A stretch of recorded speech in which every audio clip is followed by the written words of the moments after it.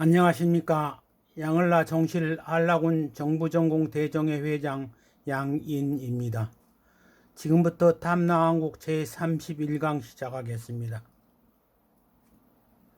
제31강에서는 항해술이 발달하였던 81세 지사을라 시대를 이야기하겠습니다. 서기 97년 3월 태자 앵이 왕위에 즉위하였으니 이때가 서기 41년에 탄생하시어 56세이었습니다.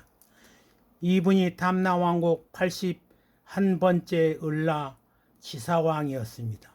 지사왕은 탐나기원 2466년 8월부터 탐기 2496년 4월까지 30년 1개월간 재위하였습니다. 지사시대의 탐나구구 조선술과 항해술이 발달하여 신라, 백제, 고구려, 후한 등과 교역이 매우 활발하였습니다. 고대 국가의 중요한 힘은 물자와 사람의 빠른 이동에 있었습니다. 하늘길이 열리지 않았던 시대에 육로보다 해류를 이용한 해상 이동이 더욱 유리하였습니다. 그런 면에서 보면 탁월한 해상 능력을 가진 탐나 사람들의 해상 활동을 왕성하게 할 수밖에 없었습니다. 탐나는 중국을 비롯한 주변의 여러 교역국들은 역시 해상 네트워크를 형성하고 교류를 이어가고 있었습니다. 정랑을 비롯한 돌담과 고인돌 등도 이러한 교류의 산물이었습니다. 탐나 사람들은 중개무역을 중심으로 하는 해상 교역을 통하여 동아시아 해상을 장악하였는데 그 바탕에는 우수한 조선 기술과 항해 기술이 있었습니다. 특히 탐나 사람들이 천문항법에 능하여 항해술은 대양항법과 연안항법을 적절히 구사할 수 있었습니다. 이는 천문관측, 조수관만의 차, 조류의 흐름 등에 대한 전문 지식을 바탕으로 하였습니다. 탐나 뱃사람들은 항해술은 즉 지구 위의 어느 지점에서 다른 지점으로 선박을 안전하고 경제적으로 이동시키는 기술이 탁월하였습니다.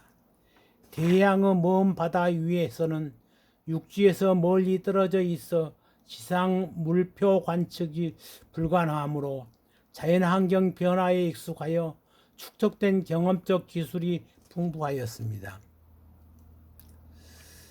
나침판이 없었던 시절에 탐나 뱃사람들은 해와 별을 기준으로 항해하였습니다. 구름이 시야를 가릴 때면 선원들은 일정하게 부는 바람에 의해 생기고 길고 규칙적인 바다의 너울을 기준으로 방향을 잡았습니다. 너울들은 해와 별이 뜨고 지는 위치와 비교해 보면 가며 계속 관찰하였습니다. 배가 나가는 속도는 뱃머리에서 바다로 물체를 던져 그 다음 배가 다음 배를 지나갈 때까지 걸리는 시간을 측정하여 비교하였습니다.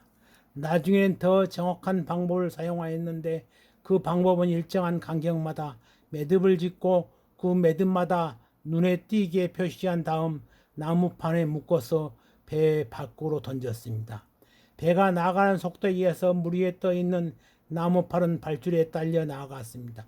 일정한 시간이 지난 후에 밧줄을 배 위로 끌어올려 딸려 나가는 매듭의 수를 헤아려 배의 속도를 예측할 수 있었습니다.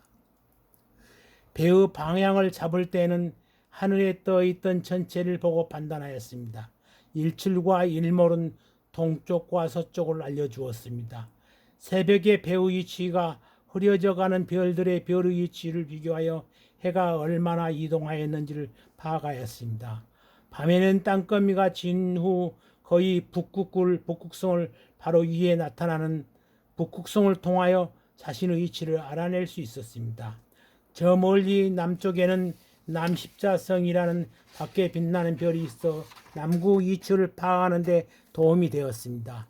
따라서 밝은 밤이면 바다 어디에 있든 하늘을 보고 방향을 확인할 수 있었습니다.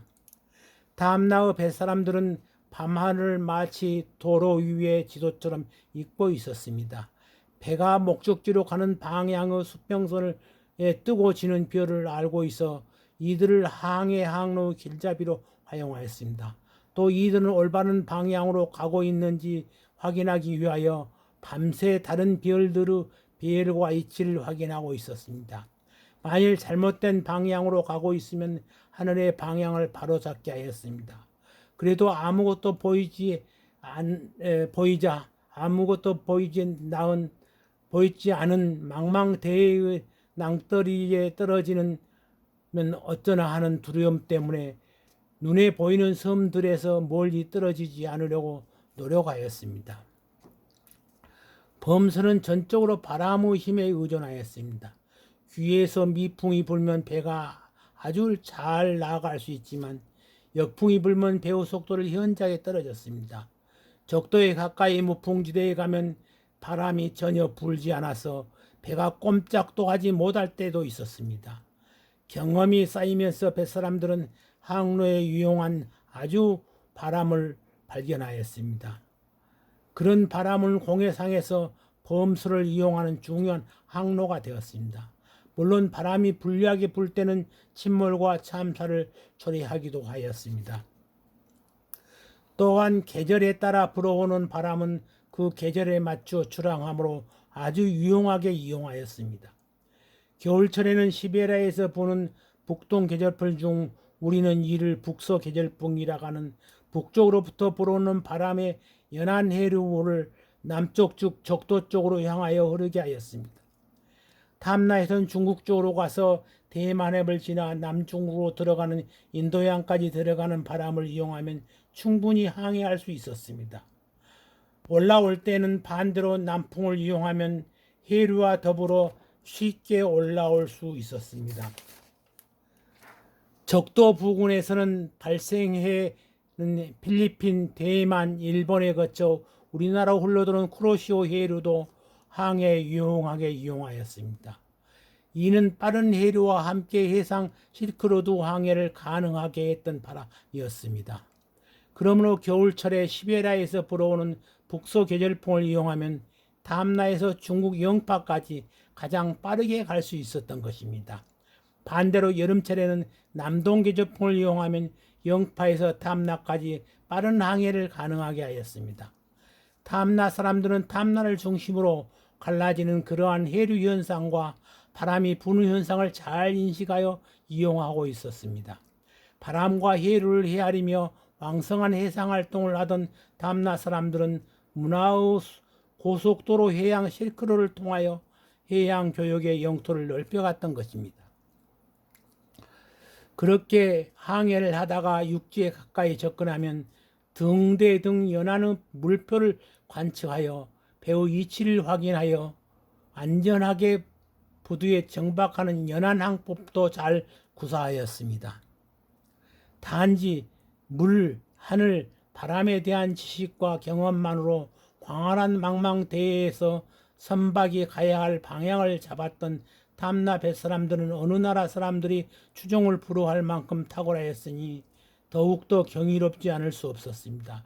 이러한 수준 높은 담나 항해 기술은 폐망 이후에도 고려에 흡수되어 고려가 한반도에 기지를 두고 해상 강국으로 발전한 기본 바탕이 되었습니다.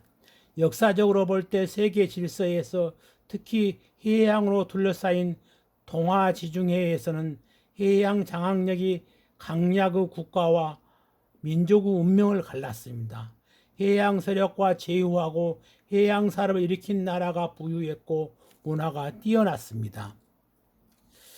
지사 6년 서기 102년에 신라에서는 파사 이사금이 음즙벌, 실직, 압록 등 3국을 쳐서 병합시켰습니다. 지사 10년 서기 106년에 신라에서는 파사 이사금이 가야를 침공하였습니다.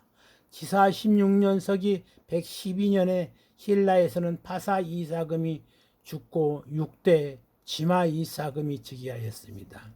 지사 27년 서기 123년에 신라에서는 지마 이사금이 외국과 수교를 맺었습니다. 지사 시대의 중국의 후한 방고는 서역 도호에 임명되어 97년에 사신으로 로마에 파견하여 노마와 후왕 간의 동서 교육을 이루어졌습니다. 105년에는 체륜이 제지법을 발명하여 종이를 만들어 내는 데 성공하였습니다. 지사시대의 서양의 로마에서는 기하급수적으로 불어나고 있는 기독교에 대한 본격적인 박해가 시작되었습니다. 역사학자 타키루스와 철학자 프루타쿠스가 활약하고 있었던 것입니다. 117년에는 로마의 번성을 이룬 하드리아우스 황제가 즉위하였습니다. 지사 31년 서기 127년 4월에 왕께서 봉하시어 원병식 성이 슬퍼하였으니 이때 전수가 86세이었습니다. 백성들은 아침 저녁으로 모여 경배하며 왕의 덕망을 가슴에 품고 있지 않았습니다. 뒤를 이어 태자 정빈이 즉위하였습니다. 감사합니다. 다음에는 활발한 교육활동에 나섰던 84세 대평을라 시대를 이야기하겠습니다.